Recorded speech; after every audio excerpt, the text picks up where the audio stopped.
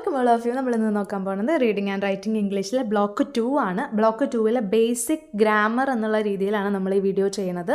Block 1 ഒരു poem കൂടി നമുക്ക് കംപ്ലീറ്റ് ചെയ്യാനുണ്ട്. അത് നമ്മൾ പെയ്ഡ് ക്ലാസ്സിലായിരിക്കും പ്രൊവൈഡ് ചെയ്യുന്നുണ്ടാവുക. പെയ്ഡ് ക്ലാസ്സിൻ്റെ ഡീറ്റെയിൽസ് ഒക്കെ നമ്മൾ ഈ വീഡിയോൻ്റെ ലാസ്റ്റ് പറയുന്നതായിരിക്കും. അപ്പോൾ ആവശ്യമുള്ളവർ തന്നിരിക്കുന്ന നമ്പറിൽ കോൺടാക്റ്റ് ചെയ്യാം കേട്ടോ.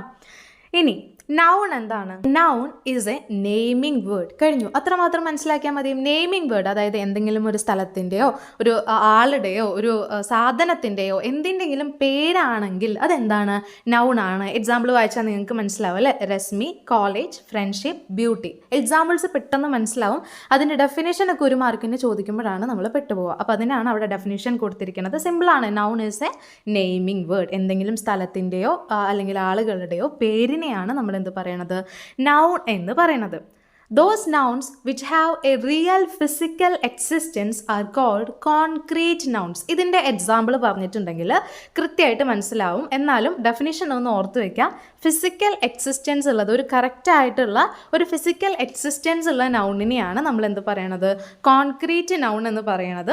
ആൻഡ് അബ്സ്ട്രാക്റ്റ് നൗൺ ആവുമ്പോൾ നേരെ തിരിച്ച്, അതായത് അതിനൊരു മെറ്റീരിയൽ ഷേപ്പോ അല്ലെങ്കിൽ അങ്ങനെയുള്ള രീതിക്കുള്ള കാര്യങ്ങളൊന്നുമില്ല. മെയിനായിട്ടും ഫീലിങ്സ്, നമ്മുടെ ആംഗ്രി, നമുക്ക് അങ്ങനെയുള്ള ഫീലിങ്സ് ഒക്കെ എക്സ്പ്രസ് ചെയ്യാൻ വേണ്ടിയിട്ടാണ് നമ്മൾ എന്ത് ഉപയോഗിക്കുന്നത്? എബ്സ്ട്രാക്റ്റ് നൗൺസ് ഉപയോഗിക്കുന്നത്. കോൺക്രീറ്റ് നൗൺ എന്ന് പറഞ്ഞിട്ടുണ്ടെങ്കിൽ ഒരു റിയൽ ആയിട്ടുള്ള ഒരു ഫിസിക്കൽ എക്സിസ്റ്റൻസ് അവിടെ ഉണ്ടാവും. എബ്സ്ട്രാക്റ്റ് നൗൺ ആണെങ്കിൽ ഫിസിക്കൽ എക്സിസ്റ്റൻസ് ഉണ്ടാവില്ല. അപ്പോൾ അത് രണ്ടും തമ്മിലുള്ള ഡിഫറൻസ് ചോദിക്കാനുള്ള ചാൻസും കൂടുതലാണ് കേട്ടോ.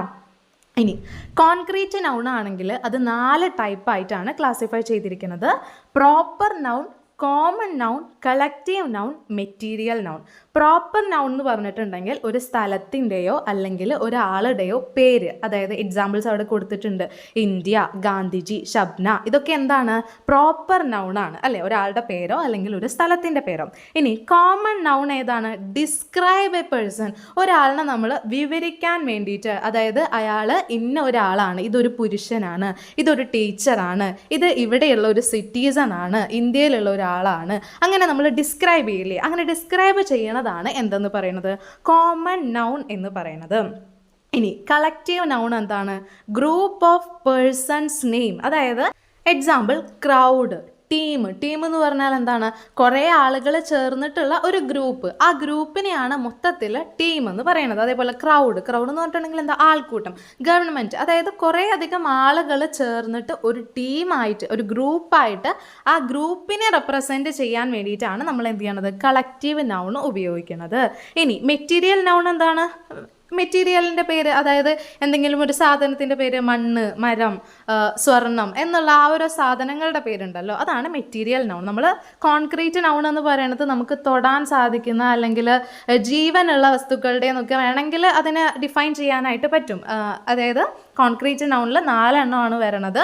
ഒന്ന് ആളുകളുടെ പേര്, ഒന്ന് പിന്നെന്താണ്? ഒരു കൂട്ടം ആളുകളുടെ പേര്, പിന്നെ ഒരാളിനെ ഡിസ്ക്രൈബ് ചെയ്യാൻ വേണ്ടിയിട്ട് അയാളിനെ പറ്റി നമ്മൾ പറയില്ല, അയാൾ ഇന്നതാണെന്ന് പറയില്ല, ടീച്ചറാണ്, അതല്ല അത് പുരുഷനാണ് എന്ന് പറയില്ലേ, അത് എന്താണ്? Common noun. പിന്നെ കളക്റ്റീവ് നൗൺ വരുന്നുണ്ട്, ഒരു കൂട്ടം ആളുകളുടെ പേര് മനസ്സിലാക്കാൻ വേണ്ടിയിട്ട്.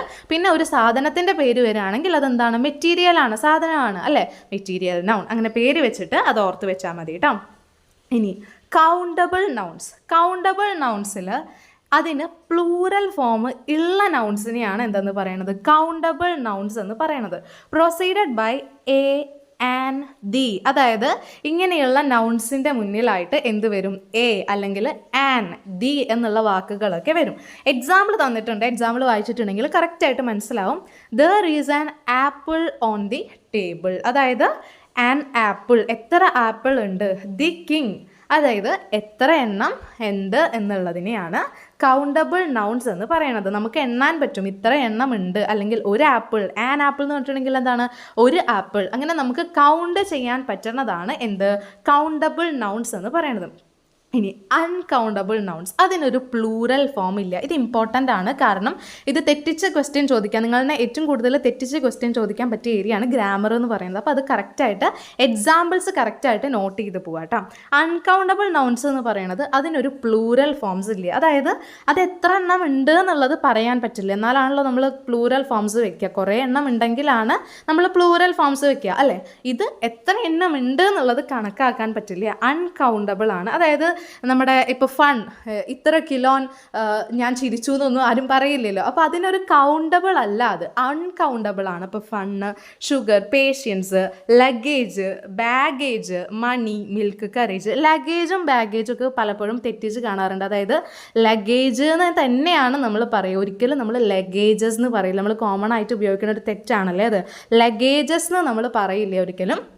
എന്തേ പറയാൻ പാടുള്ളൂ? ലഗേജിനെ പറയാൻ പാടുള്ളൂ. അതായത് ബാഗേജും പറയാൻ പാടില്ല, ബാഗേജസ് എന്നും പറയാൻ പാടില്ല. എന്താ പറയാൻ പാടുള്ളൂ? ബാഗേജ്. എത്ര എണ്ണം ഉണ്ടെങ്കിലും അതെന്താണ്? ലഗേജസ് എന്ന് പറയരുത്, അതാണ് പറയണത്. ഇനി coffee is good for health അങ്ങനെ പറഞ്ഞിട്ടുണ്ടെങ്കിൽ എന്താണ്? അൺകൗണ്ടബിൾ ആണ്. അതായത് coffee is good for health എന്ന് പറയുമ്പോൾ കാപ്പി എന്താണ്? ശരീരത്തിന് നല്ലതാണെന്ന് പറയുന്നുണ്ട്. പക്ഷെ എത്ര കാപ്പി അല്ലെങ്കിൽ എത്ര ഗ്ലാസ് കാപ്പി ആണെന്നുള്ളത് അവിടെ മെൻഷൻ ചെയ്യുന്നുണ്ടോ? ഇല്ല. അപ്പോൾ അതെന്താണ്? അൺകൗണ്ടബിൾ ആണ്. Please serve 3 coffees to that table. ആ ടേബിളിലേക്ക് ഒരു 3 കോഫി കൊണ്ടുവയ്ക്കൂ എന്ന് പറയുമ്പോൾ 3 എന്നുള്ള കൗണ്ടബിൾ നമുക്ക് എണ്ണാൻ പറ്റുന്നുണ്ട് അല്ലേ. അപ്പോൾ അതെന്താണ്? കൗണ്ടബിൾ ആണ്. Chocolate is A sweet food. അതിൻ്റെ ഫസ്റ്റ് ലൈൻ മാത്രം വായിച്ചാൽ തന്നെ നമുക്ക് മനസ്സിലാവും അത് കൗണ്ടബിൾ ആണോ അൺകൗണ്ടബിൾ ആണോ എന്നുള്ളത്. എത്ര ചോക്ലേറ്റ് എന്ന് അവിടെ പറഞ്ഞിട്ടുണ്ടോ? ഇല്ല. ചോക്ലേറ്റ് എന്തിനു നല്ലതാണെന്ന് പറഞ്ഞിട്ടുണ്ട്? ചോക്ലേറ്റ് എന്തിൽ നിന്ന് ഉണ്ടാക്കുന്നതാണെന്ന് പറഞ്ഞിട്ടുണ്ട്? കൊക്കോയിൽ നിന്നും ഉണ്ടാക്കുന്നതാണ്, കൊക്കോ ബീൻസിൽ നിന്നും ഉണ്ടാക്കുന്ന ഒരു സ്വീറ്റ് ഫുഡാണെന്നേ പറഞ്ഞിട്ടുള്ളൂ. എത്ര ചോക്ലേറ്റ് ഉണ്ടെന്ന് പറഞ്ഞിട്ടില്ല. അപ്പോൾ അതെന്താണ്? അൺകൗണ്ടബിൾ ആണ്. She has already eaten 2 chocolates. അവൾ 2 ചോക്ലേറ്റ് കഴിച്ചിട്ടുണ്ട്. അപ്പോൾ അതെന്താണ്? കൗണ്ടബിൾ ആണല്ലേ. 2 എന്നുള്ള ഒരു കൗണ്ട് വന്നു. അപ്പോൾ അതെന്താണ്? കൗണ്ടബിൾ ആണ്. ഈ 2 ഓരോ നമ്പേഴ്സ് മാത്രമല്ലാതെ ഫ്യൂ, അതായത് കുറച്ച് എന്ന് പറയുമ്പോഴും നമുക്ക് കാൽക്കുലേറ്റ് ചെയ്യാൻ പറ്റുന്നുണ്ട്. കുറച്ച് എന്ന് പറയുമ്പോൾ ആ ഒരു കൗണ്ടബിൾ വാല്യൂ കിട്ടുന്നുണ്ട്. I heard a strange noise. ഞാൻ ഒരു സ്ട്രേഞ്ച് നോയ്സ് കേട്ടു. ഒരു എന്നുള്ള വാക്കാണ്, എന്നുള്ള അർത്ഥമാണ് എ എന്നുള്ളത് കൊണ്ട് വരണത്. അപ്പോൾ അതെന്താണ്? കൗണ്ടബിൾ ആയിട്ട് നമുക്ക് കണക്കാക്കാൻ പറ്റും. അപ്പോൾ നമ്പേഴ്സ് വന്നാലും ഫ്യൂ എന്ന് വന്നാലും എ എന്ന് വന്നാലും കൗണ്ടബിൾ ആണ് എന്നുള്ളത് ഓർത്ത് വെക്കുക കേട്ടോ. നമ്പേഴ്സും ഇതൊന്നും നിങ്ങൾക്ക് കാണാൻ പറ്റുന്നില്ലെങ്കിൽ ആ ഒരു സെൻറ്റൻസ് എന്തായിരിക്കും?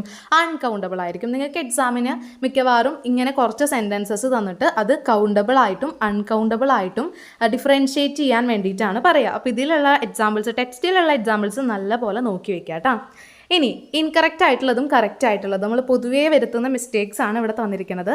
Here are my luggages. നമ്മൾ നേരത്തെ പറഞ്ഞു ലഗേജസ് എത്ര കൂമ്പാര കണക്കിന് ഉണ്ടെങ്കിലും അത് ലഗേജസ് എന്ന് നമ്മൾ പറയില്ല. നമുക്ക് പൊതുവേ ഉള്ള ഒരു ചിന്തയാണ്, ഒരു തെറ്റിദ്ധാരണയാണ് പ്ലൂരൽ വന്നിട്ടുണ്ടെങ്കിൽ എസ് ചേർക്കണം എന്നുള്ളത്. പക്ഷേ ഈ ഒരു കാര്യത്തിൽ അങ്ങനെയല്ല. ലഗേജസ് എന്ന് പറയില്ല. എത്ര ഉണ്ടെങ്കിലും അതിനെ എന്തേ പറയുള്ളൂ?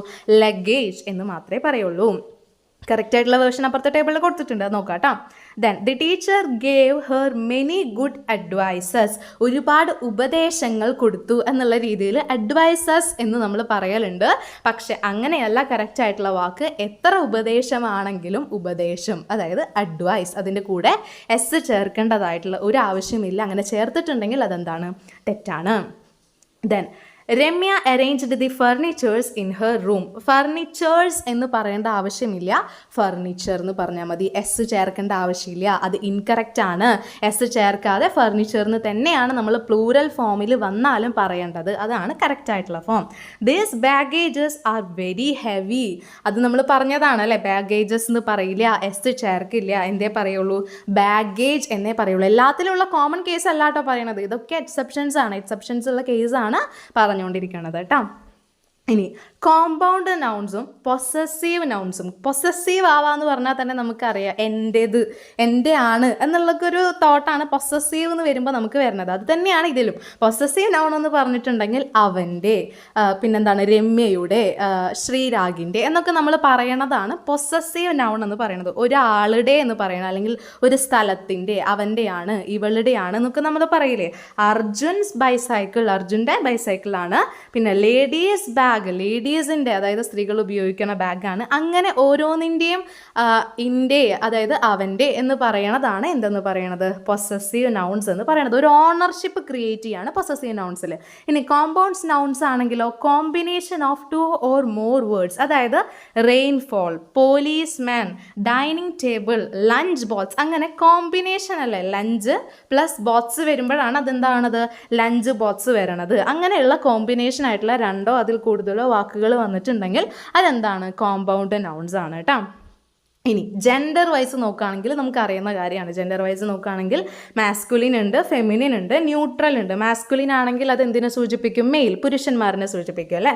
ഫെമിനിൻ ആണെങ്കിൽ ഫീമെയിലിനെ, സ്ത്രീകളെ സൂചിപ്പിക്കും. ന്യൂട്രൽ ആണെങ്കിൽ എന്തെങ്കിലും സാധനത്തിന്, തിങ്സിനെ സൂചിപ്പിക്കും. മാസ്കുലിൻ ആണെങ്കിൽ, മെയിൽ ആണെങ്കിൽ അതിന് എക്സാമ്പിൾ എന്താണ്? മാൻ, അങ്കിൾ, ബ്രദർ. ഇതൊക്കെ കുഞ്ഞ ക്ലാസ്സിൽ നമ്മൾ പഠിച്ചിട്ടുള്ളതാണല്ലോ. എന്നാലും ഒന്ന് പൊടി തട്ടി എടുക്കുന്നത് നല്ലതായിരിക്കും. ബേസിക് അറിഞ്ഞിരുന്നാലാണ് നമുക്ക് കൂടുതൽ ഗ്രാമറിനെ പറ്റിയിട്ട് ഡീറ്റെയിൽ ആയിട്ട് നമുക്ക് ചെയ്യാൻ കഴിയുള്ളൂ. ദെൻ മാസ്കുലിനിലുള്ളതും ഫെമിനിനിലുള്ളതും ഒന്ന് ഓർത്ത് വയ്ക്കുക. King, queen, nephew, niece, peacock, peahen and mistress, mistress. അതായത് നിങ്ങളുടെ ടെക്സ്റ്റിൽ മാസ്റ്ററിന് എന്തോ ആണ് കൊടുത്തിരിക്കുന്നത് തോന്നുന്നു. ആക്ച്വലി അതെന്താണ്? മിസ്റ്റർ ആക്കാം കേട്ടോ. മിസ്ട്രസ് എന്നാണ് വരുന്നത്. ഇനി സിംഗുലർ ആൻഡ് പ്ലൂറൽ നൗൺസ്. ഇതും നമുക്കറിയാവുന്നതാണ്, പക്ഷെ നമുക്ക് പലർക്കും അറിയാത്തതായിട്ടുള്ള കാര്യങ്ങളാണ്. വൈ കഴിഞ്ഞിട്ടുണ്ടെങ്കിൽ, വൈൻ്റെ മുന്നേ വവൽസ് വന്നിട്ടുണ്ടെങ്കിൽ, വൈൻ്റെ മുന്നേ കൺസോണൻസ് വന്നിട്ടുണ്ടെങ്കിൽ എന്താണെന്നുള്ളതൊക്കെ. അപ്പോൾ അതൊക്കെ നമ്മൾ നോക്കുന്നുണ്ട്. പ്ലൂറൽസ് ആർ ഫോംഡ് ബൈ ഓരോ കണ്ടീഷൻസ് കൊടുത്തിട്ടുണ്ട്. അഡീഷൻ ഓഫ് എസ്, അത് നമുക്ക് അറിയണതാണല്ലേ. മങ്കി ഉണ്ടെങ്കിൽ കുറേ മങ്കീനെ നമ്മൾ എന്ത് പറയും? മങ്കീസ്. പെൻ ഉണ്ടെങ്കിൽ കുറേ പെന്നിനെ നമ്മൾ എന്ത് പറയും? പെൻസ് എന്ന് പറയും. ഓക്കെ. ഇനി അടുത്തൊരു കണ്ടീഷൻ എന്താണ്? Nouns ending in a consonant and followed by letter Y. Consonant എന്ന് പറഞ്ഞിട്ടുണ്ടെങ്കിൽ ഒന്നുമില്ല, നമ്മൾ എന്താണ്? വവൽസും കൺസോണൻസും എന്ന് പറയും. വവൽസ് ആണെങ്കിൽ ഏതാണ്? A, E, I, O, U. ബാക്കിയുള്ള ലെറ്റേഴ്സ് ഏതാണ്? അപ്പോൾ കൺസോണൻസ് ആണ്. അപ്പോൾ അത് കഴിഞ്ഞിട്ട് വൈ വരികയാണെങ്കിൽ, ഫോളോഡ് ബൈ ലെറ്റർ വൈ, അത് കഴിഞ്ഞിട്ട് വൈ വരികയാണെങ്കിൽ ആ വൈ നമ്മൾ എന്തായിട്ട് മാറണം? I, E, S. അതായത് എക്സാമ്പിൾ നോക്കിക്കോ, കറക്റ്റായിട്ട് മനസ്സിലാവും. സ്റ്റോറി, സ്റ്റോറിയിൽ ലാസ്റ്റ് ഏതാ വരണത്? വൈ. വൈൻ്റെ മുന്നേ ഏതാ വരണത്? ആർ അല്ലേ. ആർ എന്താണ്? വവ്വലാണോ? അല്ല, വവൽസ് അല്ല. അപ്പോൾ ആറ് കൺസോണൻ്റ് ആണ്, ഫോളോഡ് ബൈ ലെറ്റർ വൈ. ഈ കാറ്റഗറിയിൽ വരുന്നതാണ്. അപ്പോൾ സ്റ്റോറി എന്നുള്ളത് ചേഞ്ച് ചെയ്തിട്ട് നമ്മൾ പ്ലൂറൽ ഫോമിലേക്ക് ആക്കുമ്പോൾ എന്താക്കണം? സ്റ്റോറീസ്, അതായത് ഐ, ഇ, എസ് ആഡ് ചെയ്യണം. സിറ്റി എന്നുള്ളത് സിറ്റീസ്. ഓക്കെ. ഇനി nouns ending in vowel and followed by letter Y. Add S. അങ്ങനെയാണെങ്കിൽ എന്ത് ചെയ്യണം? എസ് ആഡ് ചെയ്യണം. അതായത് ലാസ്റ്റ് വൈ വരണു, അതിൻ്റെ തൊട്ട് മുന്നേ എന്താണ് വരണത്? വവൽസ് വരികയാണെങ്കിൽ നമ്മൾ തൊട്ട് മുന്നേ കൺസോണൻറ്റ്, വവൽസ് അല്ലാത്ത ലെറ്റർ വരികയാണെങ്കിൽ ഐ, ഇ, എസ് ചേർക്കണം. വവൽസ് ആണ് വൈൻ്റെ മുന്നേ വരുന്നത് എന്നുണ്ടെങ്കിൽ നമ്മൾ എന്ത് ചെയ്യണം? അത് മാറ്റിയിട്ട് എസ് എന്ന്, അത് മാറ്റേണ്ട ആവശ്യമില്ല, അതിൻ്റെ കൂടെ ജസ്റ്റ് എന്ത് ചെയ്താൽ മതി? എസ് എന്നുള്ളത് ആഡ് ചെയ്താൽ മതി. വാലി എന്നുള്ളത് എന്താവും? വാലീസ്. കീ എന്നുള്ളത് എന്താവും? കീസ്. കണ്ടോ? വൈൻ്റെ മുന്നേ ഇ അല്ലേ. ഇ എന്ന് പറയണത് ഏതാണ്? വവലാണ്. A, E, I, O, U അല്ലേ. അപ്പോൾ വവലാണെങ്കിൽ അതിൽ എന്ത് ചെയ്താൽ മതി? എസ് ആഡ് ചെയ്താൽ മതി. ഇനി nouns ending in F or F E എന്ത് ചെയ്യണം? Change F E into V, E, S. Eves അല്ലേ. എന്താണ് എക്സാമ്പിൾ വരുമ്പോൾ? വൈഫ് എന്നുള്ളത് പ്ലൂറൽ ഫോമിലേക്ക് മാറ്റുമ്പോൾ അവസാനം എന്താണ് വന്നത്? എഫ് ഇ എന്നല്ലേ വന്നത്. എഫ് വന്നാലും എഫ് ഇ വന്നാലും അത് എന്തിലേക്ക് ചേഞ്ച് ആക്കണം? വി, ഇ, എസ് എന്നുള്ളതിലേക്ക് ചേഞ്ച് ആക്കണം. എഫ് അവിടെ കംപ്ലീറ്റ്ലി പോകും അല്ലേ. വൈഫ് എന്ന് വന്നിട്ടുണ്ടെങ്കിൽ എന്താവും? പ്ലൂറൽ എന്താവും? വൈവ്സ്. ഓക്കെ. ലീഫ് എന്നുണ്ടെങ്കിൽ എന്താവും? ലീവ്സ്. കണ്ടോ? വി, ഇ, എസ് ആക്കിയിട്ട് മാറ്റണം. എപ്പോഴാണ്? എഫിൽ അവസാനിക്കുമ്പോൾ, അല്ലെങ്കിൽ എഫിലോ എഫ് ഇയിലോ അവസാനിക്കുമ്പോൾ നമ്മൾ ആ എഫ് ഇ മാറ്റിയിട്ട് വി, ഇ, എസ് ആക്കിയിട്ട് മാറ്റണം. ഇനി plurals formed by changing the vowels. അതായത് വവൽസ് ചേഞ്ച് ചെയ്തുകൊണ്ട് പ്ലൂറൽസ് ആയിട്ടുള്ള വാക്കുകൾ ഏതൊക്കെയാണ്? അത് മൂന്നും ഇമ്പോർട്ടൻ്റ് ആയിട്ട് പഠിച്ചു വെക്കണം കേട്ടോ, ഏതൊക്കെയാണെന്നുള്ളത്. ഗൂസ് എന്നുള്ളത് ഒരുപാട് പ്ലൂറൽ ഫോമിലേക്ക് വരുമ്പോൾ അതിലുള്ള ഇതേതാണ്? വവൽസ് ഏതാണ്? ഗൂസ് എന്നുള്ള വാക്കിൽ വവൽസ് ഏതാണ്? ഡബിൾ ഒ, 2 ഒ വന്നിട്ടുണ്ട് അവിടെ. ഒ വവലല്ലേ. ആ വവലിനെ മാറ്റണം നമ്മൾ, അത് ചേഞ്ച് ചെയ്യണം. അത് ചേഞ്ച് ചെയ്യുമ്പോൾ എന്താവും? ഗീസ് എന്നാവും.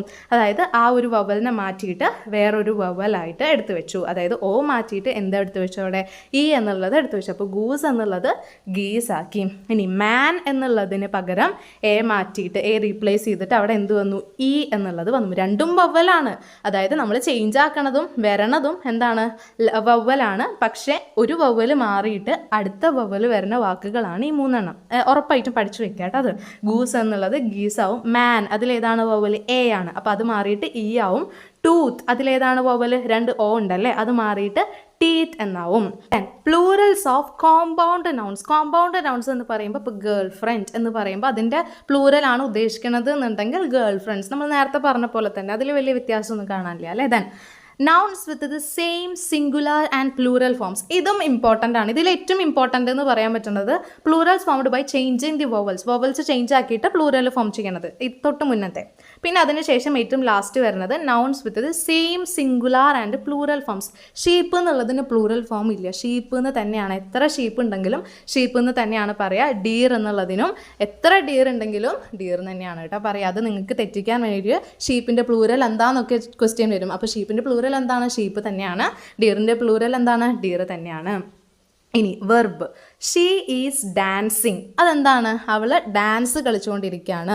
അപ്പോൾ അതെന്താണ്? അവൾ ചെയ്യണ ഒരു ക്രിയയാണ് അല്ലേ? വെർബ് എന്ന് പറഞ്ഞിട്ടുണ്ടെങ്കിൽ എന്താണ്? ക്രിയയാണ്. അവൾ ഡാൻസ് കളിച്ചുകൊണ്ടിരിക്കുകയാണ്. അവൻ പാട്ട് പാടിക്കൊണ്ടിരിക്കുകയാണ്. അപ്പോൾ പാട്ട് പാടാന്നുള്ളതാണ് അവിടുത്തെ ക്രിയയായിട്ട് വരുന്നത്. നമുക്ക് അറിയണതാണ് വെർബ് എന്താണെന്നുണ്ടെങ്കിൽ. അതിൻ്റെ ഡെഫിനേഷൻ എന്താണ്? ഒരു ആക്ഷൻ അല്ലെങ്കിൽ സ്റ്റേറ്റ് ഓഫ് ബീയിങ്, എന്തെങ്കിലും ഒരു സ്റ്റേറ്റ് ഓഫ് ബീയിങ് അല്ലെങ്കിൽ ഒരു ആക്ഷനെ സൂചിപ്പിക്കുന്നതാണ് എന്ത്? വെർബ് എന്ന് പറയുന്നത്.